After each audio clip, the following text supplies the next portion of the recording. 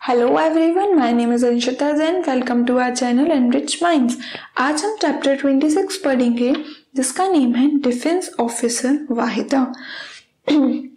If you ever seen her photograph anywhere, she is Lieutenant Commander Wahida Prism, doctor in the Indian Navy. She is one of the few women who has worked on a naval ship. She is the first woman to lead the parade. This is considered to be very big honor in the armed forces. यहाँ पे आपको एक photograph दी है, तो इसमें आपको पूछ रहे हैं कि आपने इनके फोटोग्राफ कहीं और देखी है। ये है lieutenant commander Waheeda prism. Lieutenant means होता है इनके सीनियर जो हैं, इनके एब्सेंस में ये उनके काम करते हैं। तो ये क्या है? डॉक्टर है इंडियन नेवी में, और बहुत कम वुमेन है जो कि नेवल शिप में काम करती हैं या जिनने काम किया है। और ये फर्स्ट वुमन थी जिनने एक परेड को मीन्स कंडक्ट किया था। लेड मीन्स कंडक्ट करना, और ये बहुत बड़ा अचीवमेंट और ऑनर माना जाता है आर्म्ड फोर्सेस में, मीन्स आर्मी में। We specially spoke to Waheeda for this book. Let us read what we spoke. हम लोगों ने उनसे स्पेशल कन्वर्सेशन की इस बुक के लिए।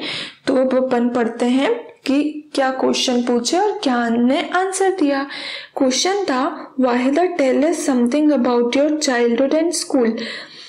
वाहिदा से पूछा गया क्वेश्चन कि आपके स्कूल के बारे में और आपके बचपन के बारे में कुछ बताइए। तो उन्होंने बताया, I come from very small village called Thana Mandi. This is Rajouri district of Jammu and Kashmir. वो बहुत छोटे गांव से थी। कौन से गांव से थी? थाना मंडी, जो कि राजौरी डिस्ट्रिक्ट में है, जम्मू एंड कश्मीर के। I did my schooling from a government school. Most of the girls from my village studied in my school. However, few of them ever thought of what they would do after finishing school. यहाँ पे वो बोलती हैं कि मैंने अपनी schooling एक government school से की है, और जो गांव की सारी लड़कियां थी, means most of the girls जो विलेज की थी, उन्होंने अपनी स्कूलिंग उसी स्कूल से की है जिस स्कूल से वाहिदा ने की थी। बट उनमें से कुछ ही ऐसी लड़कियां थी जिनने ये सोच रखा था कि उनको ये स्कूल फिनिश करने के बाद क्या करना है। I always wanted to become someone special and move forward in my life. I was very interested in higher studies and wanted to complete the 10th class in my area. It was a new thing at that time. My mother and father had to face many problems because of this. We even had to move out of our village. We then went to live with the grandmother in Rajouri. I did my 12th class from there.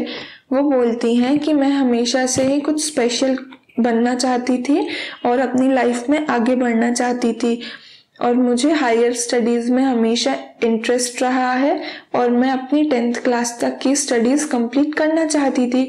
उनके area में ये काफ़ी ज़्यादा नई चीज़ थी। उनके mummy papa को बहुत सारी प्रॉब्लम्स को भी फेस करना पड़ा, इस कारण उनको वहाँ से भी जाना पड़ा उनके गांव से। तो वो लोग फिर अपने दादी के घर गए जो कि राजौरी में रहती थी, और उसने अपनी 12th क्लास भी राजौरी से की है। Question is, so you always thought differently right from the beginning. अब उन्होंने क्वेश्चन पूछा वाहिदा से कि आप हमेशा से ही कुछ अलग सोचती थी। उन्होंने आंसर किया, even when I was very young, I wanted to do something different.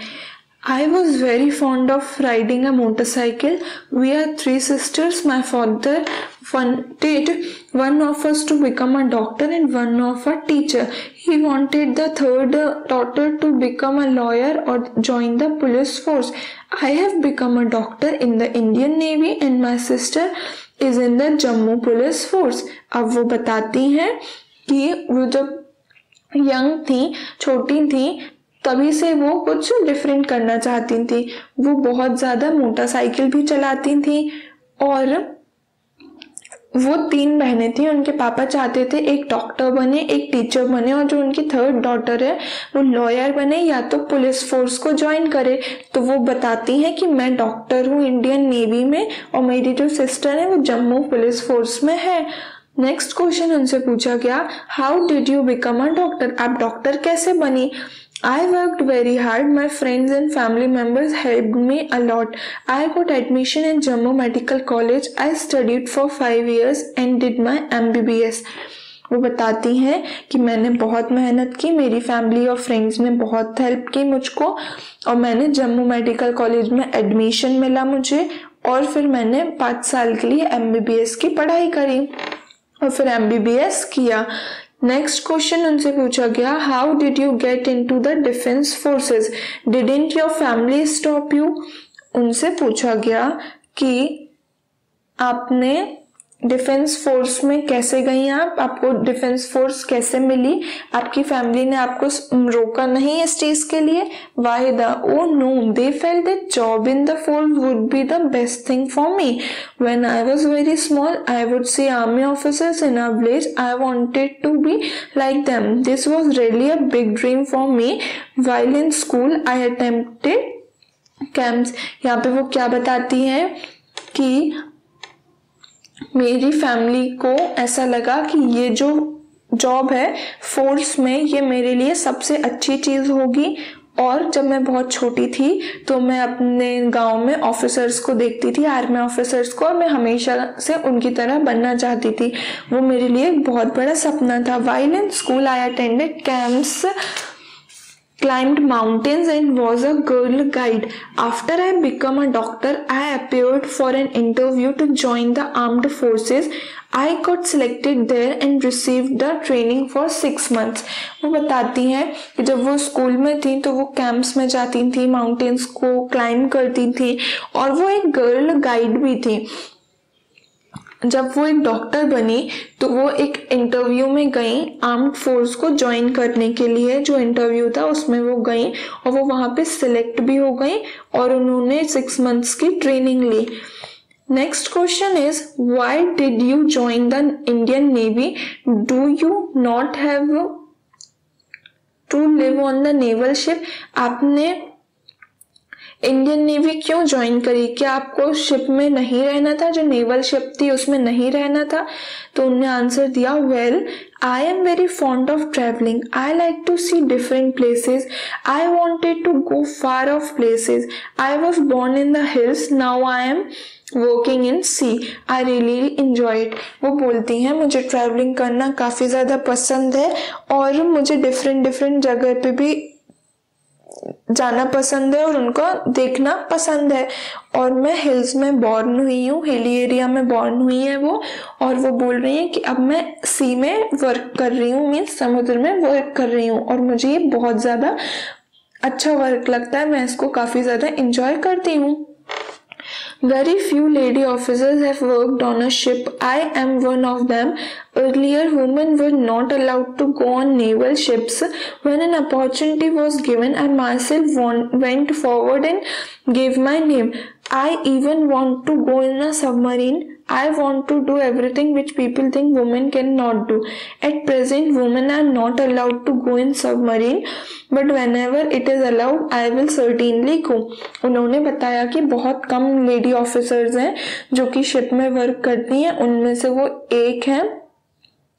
पहले वुमेन अलाउ नहीं थी नेवल शिप्स में जाने के लिए, बट ये अपॉर्चुनिटी जब भी मिली उनको तो वो खुद से आगे गई अपना नेम देने, और वो हमेशा से सबमरीन में भी जाना चाहती हैं।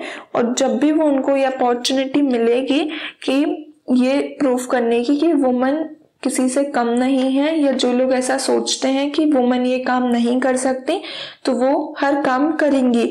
और अभी जो वुमन है वो अलाउ नहीं है सबमरीन में जाने के लिए, बट अगर अलाउ होंगी तो वो वहां पे भी जाना चाहेंगी और वो वहां पे भी जाएंगी।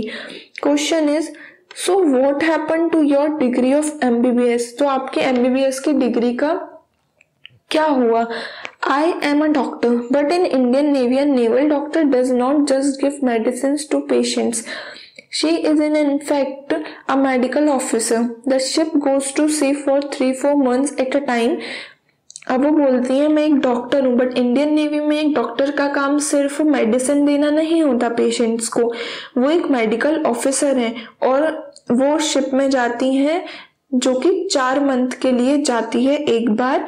There it is my responsibility to make sure that everybody on the ship stays fit and healthy.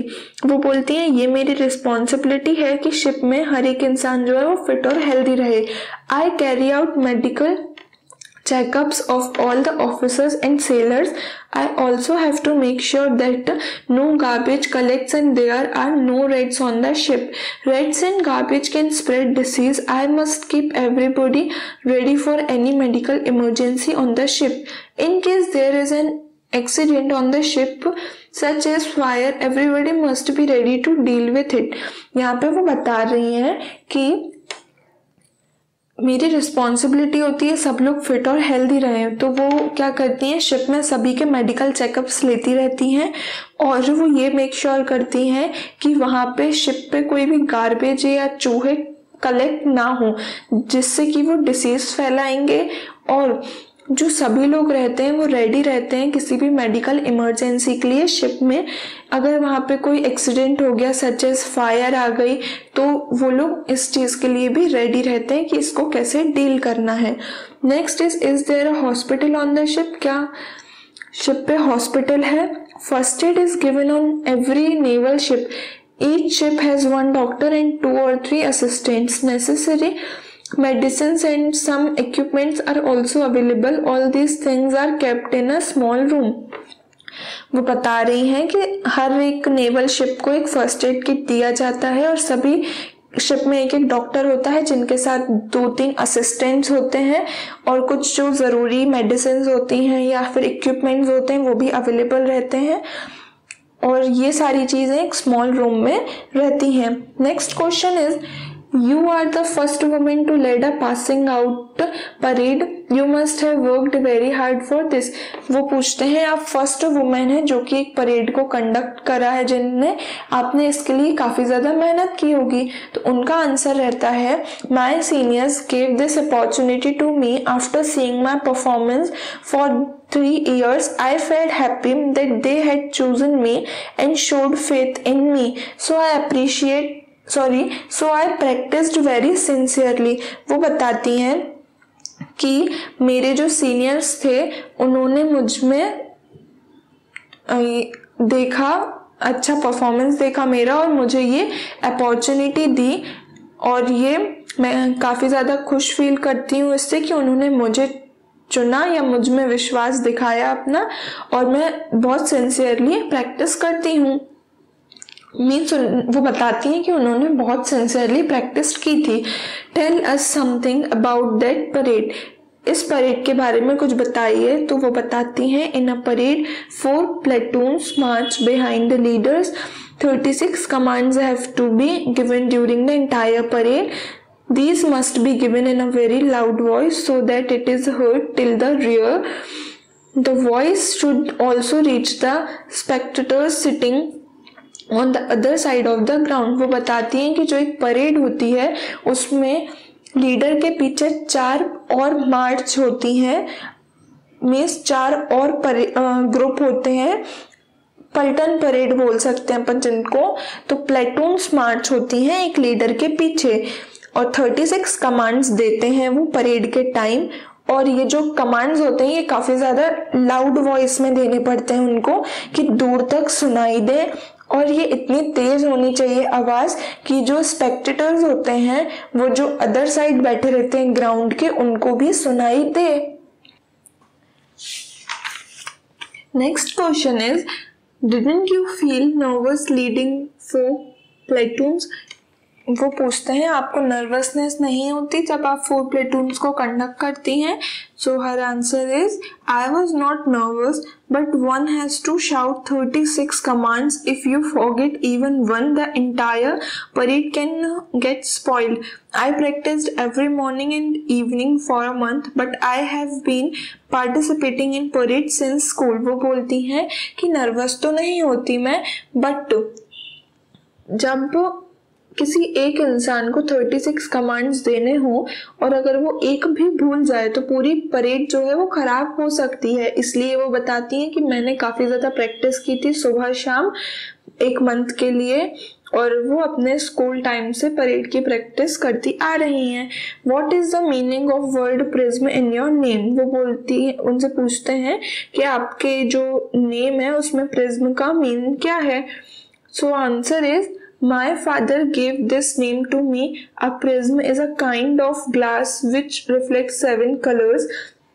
My father wanted me to become a prism.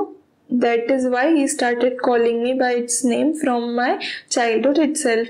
उनके पापा ने उनको ये नेम दिया। एक प्रिज्म एक ऐसा टाइप का ग्लास होता है जो कि रिफ्लेक्ट करता है 7 कलर्स, और उनके पापा भी उनको वैसा ही बनाना चाहते थे, इसलिए वो उनको बचपन से ही ऐसा कहकर बुलाते थे। नेक्स्ट क्वेश्चन आपको दिया है, do you no anyone who is in defence service is the person in the navy, army और एयरफोर्स? क्या आप ऐसे पर्सन को जानते हैं जो कि डिफेंस सर्विसेज में हो? वो नेवी में भी हो सकते हैं, आर्मी में भी और एयरफोर्स में भी। So answer is yes, my cousin brother is in defence service, he is in Indian air force. मेरे जो कजिन ब्रदर हैं वो डिफेंस सर्विस में हैं, वो इंडियन एयरफोर्स में हैं। What work do they do in the force? वो क्या वर्क करते हैं फोर्स में?